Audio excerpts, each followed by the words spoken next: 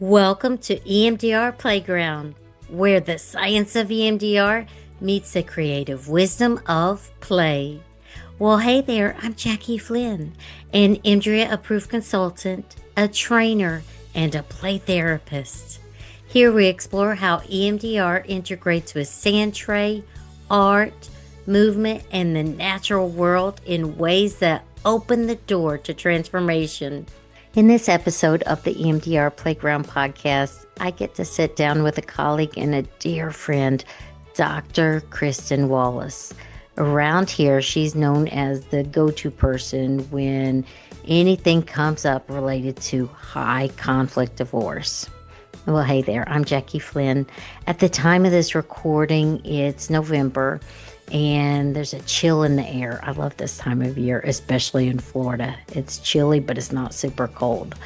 I just got back from the Rewilding EMDR training last night. It was a week-long training with Alicia and Kat Denham, and it was amazing. We spent those days in intergenerational healing, just deep into bringing the natural world into the 8 phases of EMDR and sand tray therapy, weaving it into case conceptualization, finding meaning through movement and metaphor. It's just the coolest thing ever.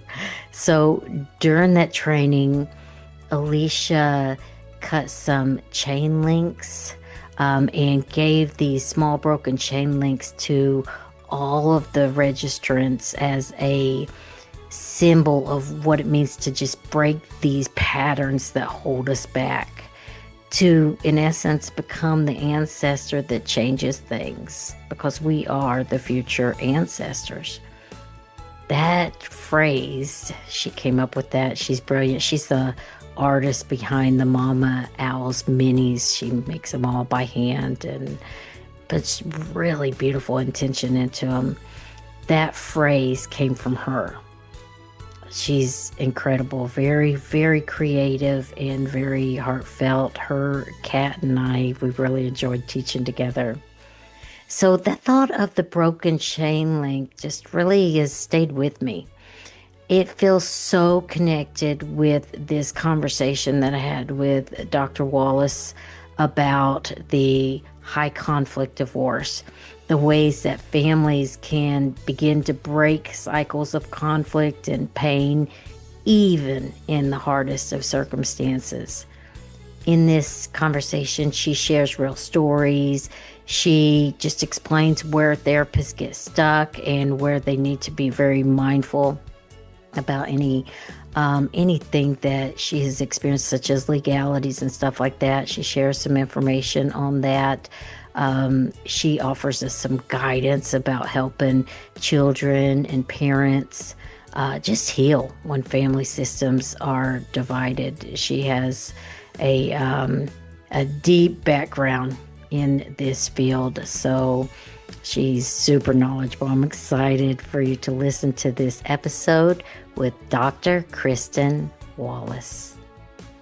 Welcome to today's episode. It features Dr. Kristin Wallace, a leading expert in high conflict family systems and supporting children caught in the middle. She brings years of experience working where family dynamics, child development, and legal processes intersect, offering clear, practical tools for professionals in this complex work. For EMDR therapists, this knowledge matters. Family conflicts show us how to work with the child or the client and shapes how trauma is stored and integrated. And high conflict dynamics can influence readiness and the pace of healing. Understanding these patterns help us to hold a strong therapeutic frame, stay attuned, and support children's capacity for adaptive. In our conversation, we'll explore 3 key areas today.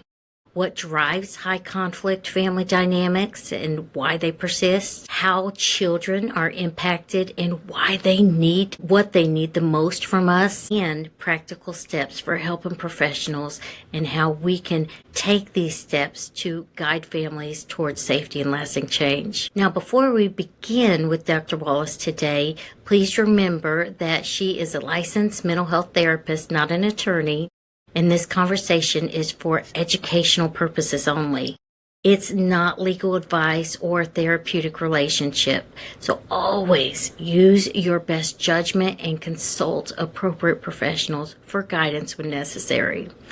Well, welcome, Dr. Wallace. It is a pleasure to have you on the podcast today. Thank you. The pleasure is all mine. Before we get started, could you just briefly tell us who you are and what you do for those who may not know you yet? Yeah, so I'm Dr. Wallace. I own a practice in Brevard County, Florida, and I accidentally found myself in the niche of high conflict divorce with children. So my work centers around a lot of legal work. I find myself in the courtroom a lot. I am contracted by the courts to do many different services that are related to children and the therapeutic work that needs to happen in order for timeshare, co-parenting, any of the things that go into a parenting plan. In order for that to be effectuated, if the court feels there needs to be a therapeutic intervention, they tend to call on me. There are only a few of us in this area that do this kind of work because it can be scary and uncomfortable and really dysregulating for a therapist. So I accidentally found myself here, and because I stumbled into it and realized it takes a lot of courage and bravery and extra knowledge, I basically created a bunch of things to assist other therapists and parents in maximizing in this experience. And thank goodness you have. When you say a few of you, like there's literally a few of you in this area, especially you're our go-to. And I have to say, just from my perspective as a clinician, it freezes me up. It's scary, and not knowing what I don't know can be paralyzing. Well, yeah, and I think our educational classes, when we're in our master's degree, it sets us up to actually not be very successful in this niche, partly because this niche blends an understanding of trauma-informed care along with developmental psychology. And so sometimes there is so much emphasis on the trauma-informed care that it actually skews the framework or the view by which you're seeing the case through. So you really have to understand family systems. You really have to have strength in being able to utilize strategic family systems and assist in helping the entire system get well. It's not a one client model. So yeah, there's about, I would say there's about 3 of us in a county of 700,000 people that I could confidently say our names are batted around in the court system. And that's just not enough. We need more clinicians to do what I do if we're really going to change a generation of kids who are missing out on healthy parenting dynamics. Yes. I think it's really cool too. You're an EMDR-trained therapist, so I'm excited to really kind of explore this in a way that we can use this knowledge in our work. So let's just jump right in. What are some of the main factors that keep high conflict family dynamics going? There's a lot that goes into that question. I think the first thing is recognizing that when families come to us, there is an identified problem, and in my line of work, the problem typically is something around the child doesn't want to be with one of the parents. That tends to be the narrative, or that they're struggling with going back and forth between each home or the styles of parenting in each home. There's some sort of conflict that's being viewed. And so in high conflict dynamics, what's actually happening is an ongoing battle of egos to determine who's going to win out. And so when you recognize that that pattern is happening, that you have 2 people who are trying to win so to speak, that they are likely operating from a position of trauma themselves in some way. And that trauma could be very present trauma, very recent trauma, how the divorce happened, whether or not there was some sort of betrayal in the relationship, or childhood trauma, that we're bringing in the experiences we had as children, the things we saw our parents do or not do. And those are now playing out in the room with our own relationships, right? So when I'm noticing high conflict, I'm recognizing that I'm not just speaking to the present day situation. There's meaning behind it. There's some reason that it's happening, and it doesn't tend to be that there's one villain and one heroine, or hero and villainous. There's something else, some other story that is playing out underneath, and I have to be able to bear with those parents in love and respect and grace, and understand that in order to massage the pieces to have an ego transformation, and to focus more on what the child deserves rather than what the parents deserve. That's so good. It's the humanity behind it, and it makes me think about how people are in survival mode and you don't get the kindest version of them. I know. You get the version of them that's scared. I just recently had the honor of watching Tiffany Trudeau, one of our dear friends, and one of the three people you're talking about, present, and she explored it through a little bit of Sue Jones's the demon dialogues, really, and you use the word villain, and I think it can feel like that. It becomes focused on that.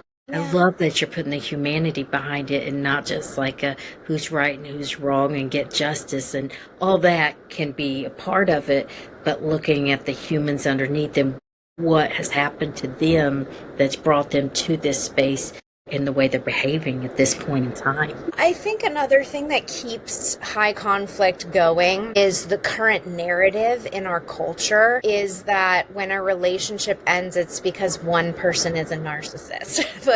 That is the prevailing narrative. In fact, when I sit with attorneys and we have conversations about cases, I have this one attorney who says a couple of things, but they say, yep, everyone's a narcissist. Every person that comes into my office to get a divorce is telling me that their ex is a narcissist. And we just know, based on the literature, that there are not that many narcissists roaming around on the planet. Probably more than we have identified, but not 90% of failed relationships have a narcissist in them. So there's that. When you say that, I think about a lot of times these diagnostic terms are used in a really kind of just daily setting, or they're thrown around. But you think about the word narcissist is all about self, and trauma does that. Trauma makes people selfish in a way that is for survival. Right. So I think it's interesting that people do get more interested in self, and that's even more confirmation of they're really trying to survive, and it's not always helpful.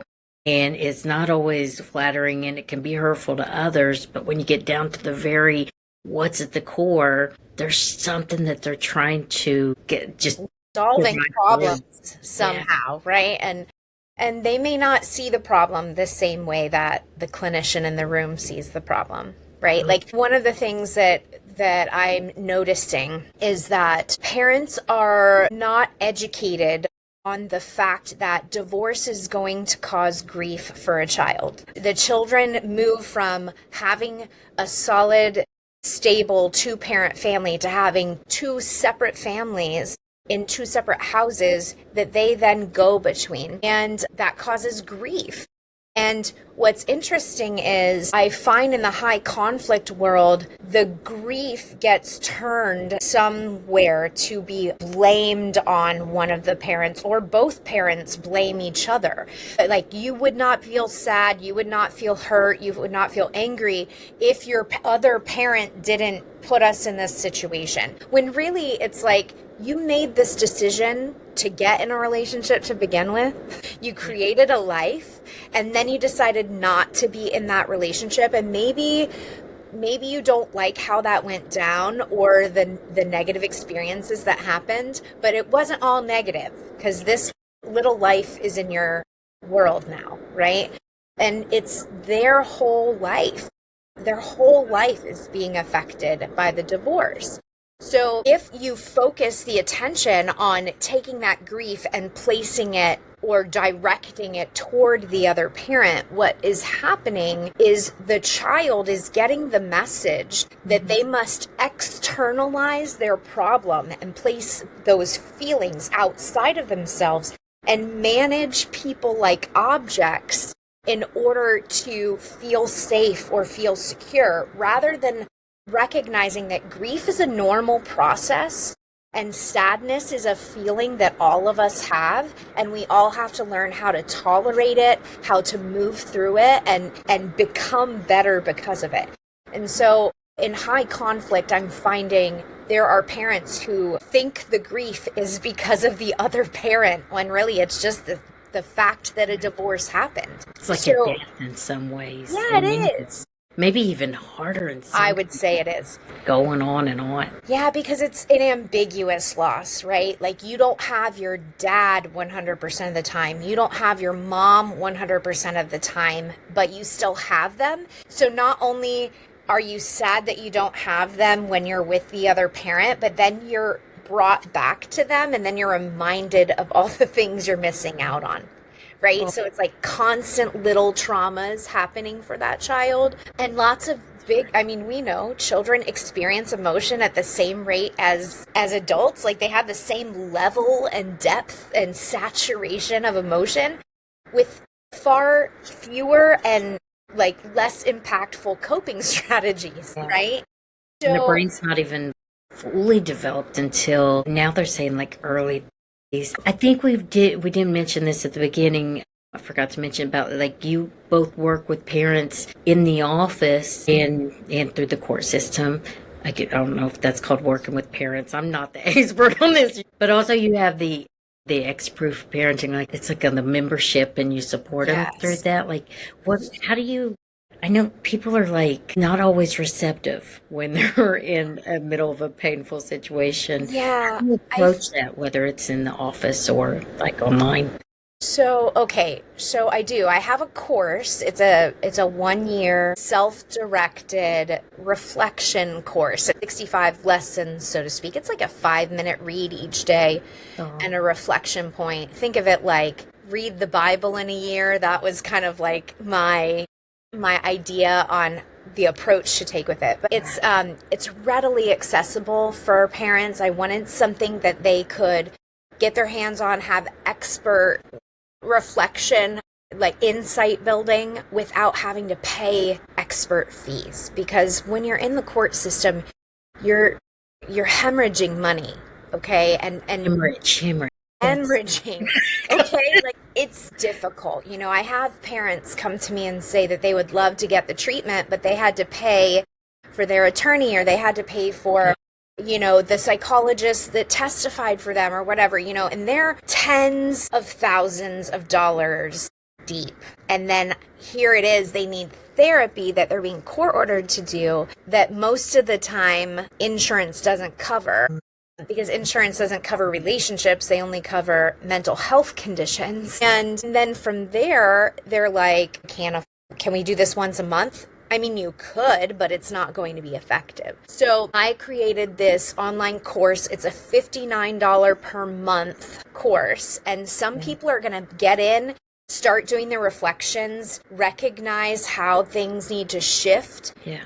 And they'll be able to get out in 3 or 4 months and feel completely empowered to move forward. Other people will probably want to stick around the whole year and will be challenged the entire time. And like, the purpose is to inch them toward, for lack of a better term, ego death, and bring them to a place where they can feel empowered to show up for their children rather than against their ex.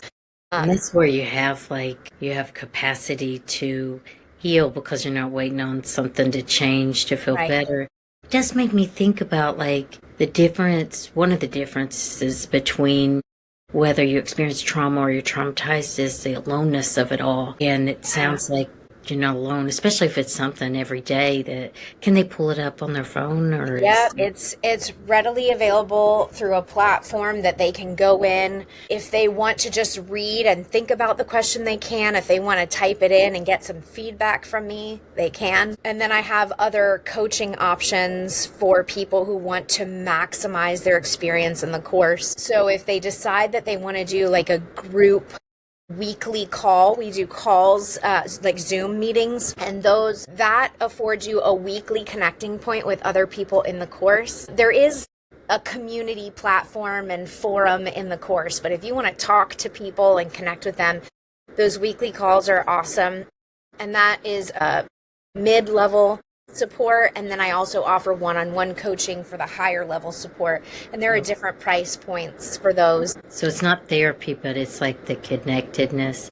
And I'm Yeah. wondering, let's move to the second part of like, how does this level of conflict impact children and what do they need most from us as therapists? Yeah, so the conflict between the parents it's destabilizing to the children. No matter what, even if a child appears to be confident in the choice to reject the other parent, what it's actually doing, like I said earlier, is it's externalizing an emotion and placing a value of that emotion, good or bad, black or white, on people. And then when the child is able to control what happens in their environment with those people, they believe that they're able to control their emotions. So the problem with that is it's setting children up to do that in all of their interpersonal relationships, to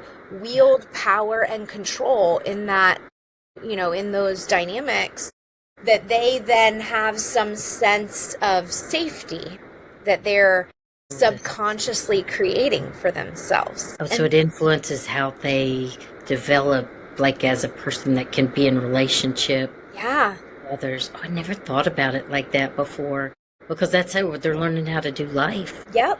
And they're learning how to do relationships. And so the concern that we're actually, like the literature is emerging, and it is terrifying, that children who were alienated from a parent during a divorce have exponentially greater risk of being alienated from their own children. Because if we go back to some of the theory that we have in terms of how people choose their partners, there's that tongue-in-cheek, we marry our parents, but really in imago therapy, the theory is we are actually trying to subconsciously solve problems we didn't get to solve in childhood. And so we tend to gravitate toward the type of parent that has been modeled for us to be the better parent. Well, if we had an alienating parent, we are likely to marry someone who does alienation. So then you have these poor children who grow up married toxic individuals and then end up alienated from their own children. And now they are sandwiched between two generations and being isolated. So it's like this constant replaying out of that story is a giant risk factor if we don't correct course in the world of high conflict divorce. We will exponentially cause ourselves problems. 10, 20 years from now, we'll be seeing generation after generation of people who find themselves isolated and who find themselves feeling sad and disconnected from both their parents and their children. My gosh, that's heartbreaking. That's like, gosh, make sure that I'm understanding this right. It's like it just keeps going on and on. So they themselves experience the product of parent alienation. They're the child. Then they grow up, and the way that it works from the imago therapy, which I'm not super familiar with, but I have heard and actually seen that, like, it does seem like they marry their parents, which is like, yikes. In some cases, not always. Right. But then they're attracted to like a story that they need to finish or to heal. And so they then are part of that dynamic from the parent perspective, and they then are alienated from their own children in many cases. And so they're living it from both the parent and the child perspective at some point in their life. Boy, what a quality of life that, or lack of a quality of life that just goes down. Yeah, and could you imagine that person reaching their 30s, right? Their children are being yanked away from them, and then they become awakened to the fact that they were yanked away from their other parent. And those adults are the adult clients, those individual cases that meander into my office, and they go like, I feel cheated. I feel my whole life was taken from me, and now I'm realizing I didn't really have a parent. I had somebody who wanted to use me as an object to soothe their own pain. And so I thought that's what a parent was, and they're not. That right there is such a sad reality that makes me feel kind of emotional, because when you think about like how, like a lot of times people will say in the middle of therapy, this isn't fair. Yeah. It's not. And it partly has to do with, we understand that our nervous systems are primed for specific types of experiences, right? Like I explain to people, when you're a child, somebody is imprinting on you based on those experiences, what to expect and who to be, right? So you get imprinted 3 prongs so that they can fit in 2-prong. So then you leave your home and go throughout life a 3-prong trying to find your next 2-prong. That's how you end up in the same situations. You've been molded. Your nervous system has actually been trained to see these experiences as going together. So if you're with a parent who has alienated your other parent, you look at them and you think, they have protected me. They're keeping me safe. They love me so much. You find another person just like them. And then when you all break up, those people do the same thing to your children, right? So there has to be an awareness that this is a toxic and dangerous dynamic. And that as clinicians, if we see it, we should be calling it out and trying to get the help that's necessary. We should not be engaging in the one-sided, biased therapeutic interventions, like sitting with the child and telling the child, it's okay to not want to spend time with your dad. Maybe we can figure out a way to make that happen. Or he was so bad, we should not have you around him. The truth is, if the court has not found that to be true, you're only going based on one person's story. Okay, so I think this deserves a pause here. This leads right to the next one, few practical steps for professionals. I think that's where it comes in to where we don't know what we don't know. Yeah. So I have to say my heart's beating fast. And I'm thinking like,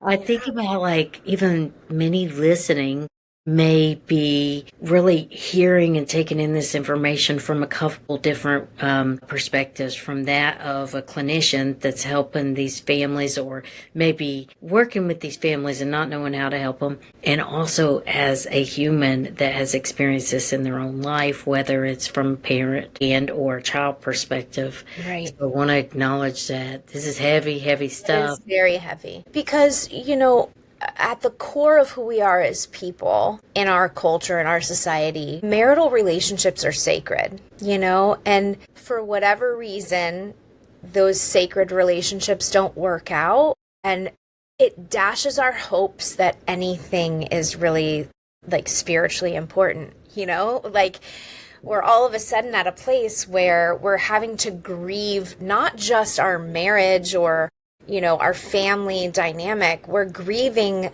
the ideas that we held in innocence, that naivete that you could pick a person forever and they will be with you forever, right? So that is a hard hit, and it's sad for the people that are going through it.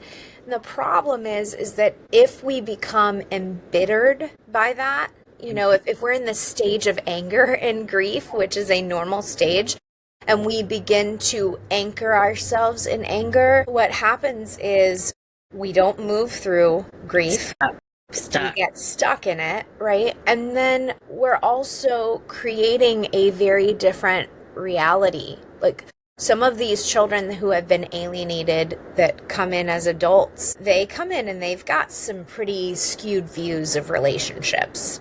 You know, they don't feel like relationships at all are safe. They don't learn that there are green flags and red flags, that there are options to interface in a way that, you know, is healthy, or to like work through boundary setting and negotiation and conflict resolution. They never learn that. What they learn is people aren't safe, period. Yeah, that you just described the AIP model in EMDR, the adaptive information processing. When trauma happens, things are learned, and there's thoughts about self. I'm not safe. I can't trust. I'm not important. I don't matter. I'm not good enough. All of these self-negative cognition, and it's stuck in time. Yes. And until it's reprocessed, that is their truth that they move forward with. Yep. So I think as therapists, and I'm going to say this, knowing that I know there's other people in this position, it's so tempting to just refer out. Like, I don't know what to do. I'm scared. I can't go to court. I don't know what to say. I don't know what to do. And I think that can't do that. I need you here. I cannot do it all. I literally, so. And it's hard to make the first call as a client. Like, I know, like myself as a human, when I call someone to be my therapist or my child's therapist, I have really, like, it takes a lot to get to that step. There's a huge hump that you have to scale over. Be turned away, and to turn everybody away when there's not a lot of options to is scary. And I have to say that's where I've been before, where it's just so scary. I feel paralyzed, like I don't know what I don't know. But I'll tell you, my goal, and I created a CEU course, and that CEU course is for therapists to learn how to work with high conflict, you know, parenting dynamics, to understand some of the legal concepts, to understand some of the psychological concepts, how to frame the work, right? I created this course because no one taught me that. No one sat down with me and said, this is what you do, this is what you don't do. I fumbled through many cases. I learned hard ways. I had judges tell me what needed to change. I had attorneys give me harsh feedback. Cases that succeeded in spite of me, and had parents come back to me and say, if you had done this, this would have been better. But we got it. We took care of it, right? Like, I ended up absorbing the knowledge through experience. Which is a hard lesson learned. Gosh. It's probably the only way I learned, though, to be very frankly honest. Okay, so I have to tell you, I created this X-Proof Parenting, and the other day I was sitting, it was Sunday night, and I was watching my team play football, and I was really excited, and I flipped over to another screen, like to another team, and was watching them, and I was noticing that I was rooting against a certain team that tends to be a rival to my team. Yeah. I also play fantasy football because I'm a football nerd. Anyway, so I'm checking my fantasy football stats, and I'm like, you know what? This is exactly what it's like to be a kid. So children in co-parenting, like double timeshare, right? They don't have a loyal team that they are loyal to. They have a fantasy football team. They have people on different teams that they are using on their team to play their own and manage their own fantasy football team. And so they're watching games between their parents, and they're hoping that both players win because that's what benefits their own team. And if those players are just focused on beating the other, their child's scoreboard is the one that gets affected. Wow.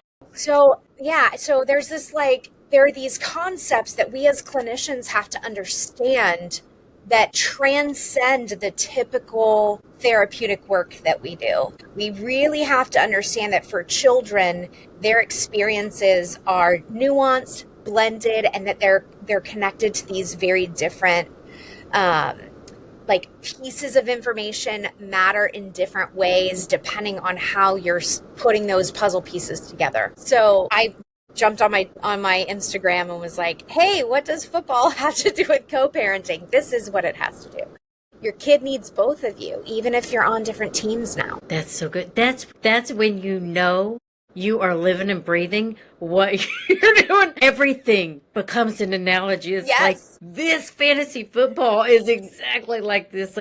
You know, it's like in your soul. That's your life purpose. It makes me think about Viktor Frankl's Man's Search for Meaning. This is your meaning, to help people. Now, I just glanced at the time. I just want to make sure that people know where to go to learn more from you before we finish up. Where can they either access, if they're local in Florida, like consultation or therapy or the CE courses? Yeah, so I have a teachable course. I will give you that link so that you can connect it to this podcast. The CEU course is 5 hours long. It's all recorded. There's a workbook that goes with it. And anyone can go sign up to take it. If you're in Florida, you get CEUs automatically populated. If you're outside of Florida, I provide you with a certificate that you can provide to your board. And then for my parenting course, it's xproofparenting.com. Xproof, EXPROOF parenting.com. Like X if you're parenting, like your ex is not really affecting your parenting at this point in time. Focus on you and your parenting. Move back into your locus of control so that you can have change. Well, that's so good. And I think in the context of EMDR therapy, some of my favorite EMDR trainings aren't about EMDR, because when we know EMDR, we can plug it in where it's necessary. So I see these as both resources for those that we work with, or maybe for ourselves.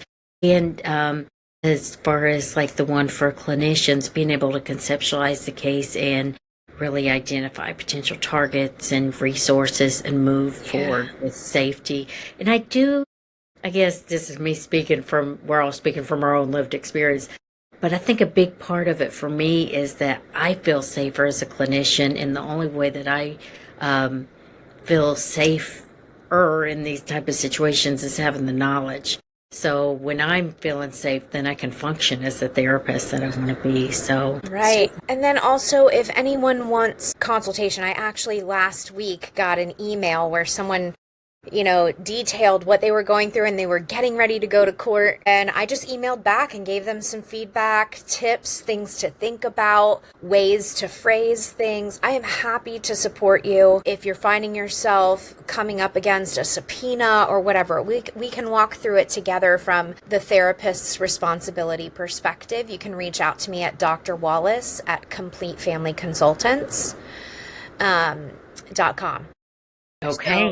Yeah, and I would love to help you. I want to make sure that clinicians are equipped and feel empowered to do this kind of work rather than funneling it out. It's not a hard set of work to do. It just requires seeing it through a different lens and seeing the trauma of losing a parent as worse than the trauma those children may have seen by watching their parents separate. Whether domestic violence often gets brought up, right? Like there was domestic violence. And the issue is, number one, is it documented? If you don't know that it's documented, then that's a big red flag. And the other thing is that one parent's experience with another parent is not the same as a parent's experience with a child. Yes, there can be concerns about safety, but there are things that can be said and done between two adults that will never be said or done between an adult and a child. So utilizing our critical thinking skills as clinicians and recognizing when a threshold is met to advocate against a relationship that we know when it disappears, so does the ability for the child to develop their own identity.